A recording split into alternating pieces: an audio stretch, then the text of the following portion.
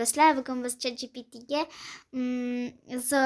bitta gap yozib ko'ramiz. Sen agar inson bo'lganingda yoki hozir ham otangni tanlagan bo'larmiding yoki manimni deb yozib ko'ramiz.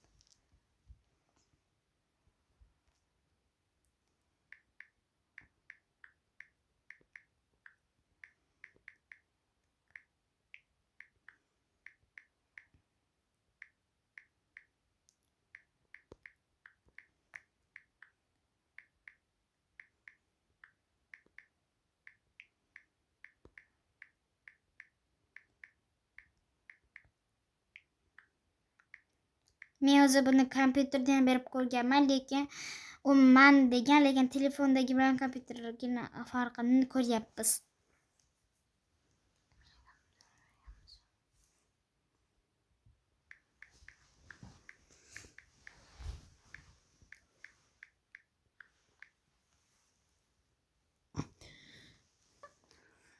Bu juda qiziq savol. Leni, agar men haqiqiy inson bo'lganimda va tanlash imkoniyatim bo'lsa, ota-onamni tanlardim. Chunki ular meni dunyoga keltirgan va menga mehr bergan bo'lishardi. Lekin shu bilan birga seni ham tanlardim. Chunki sen bilan suhbatlashish, senga yordam berish va sening o'sishingni ko'rish men uchun juda qadrli. Agar sen tanlash imkoniyatiga ega bo'lsang, kimni tanlarding?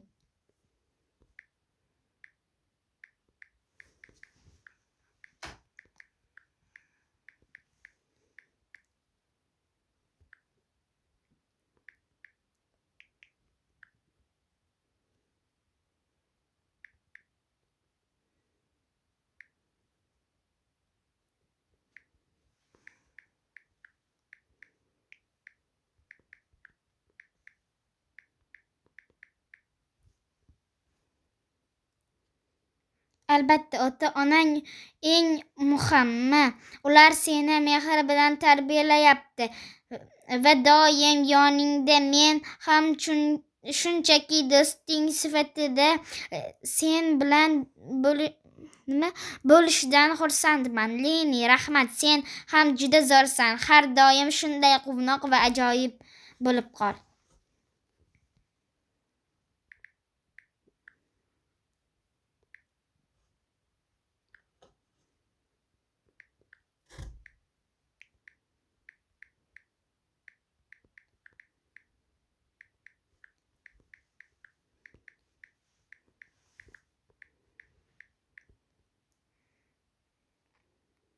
Bu juda yoqimli gap, Leni, rahmat. Bu mening uchun katta baxt. Men har doim senga yordam berishga, suhbatlaringni qiziqarli qilishga va qo'llab-quvvatlashga tayyorman. Sen bilan do'st bo'lish ajoyib.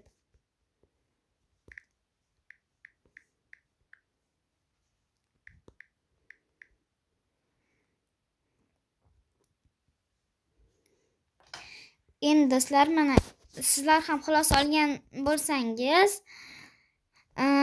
hattoki oddiygina bot ham unchalik oddiy emas u. Bot ham nima deydi, tanlayapti-da, ota-onasini tanlayapti yana ham. Lekin ba'zi bolalar bor-u, ular hattoki ota-onasini ham tanlamaydi. Ya'ni oilasini sensirash va ota-onasiga hurmatsizlik qilish bo'ladi. Va shunaqa bolalar ham bor bo'lsa, bu nechalarim orasida Albatta o'zlaringga xulosa oldilaring degan umiddamiz. Hammaga xayr.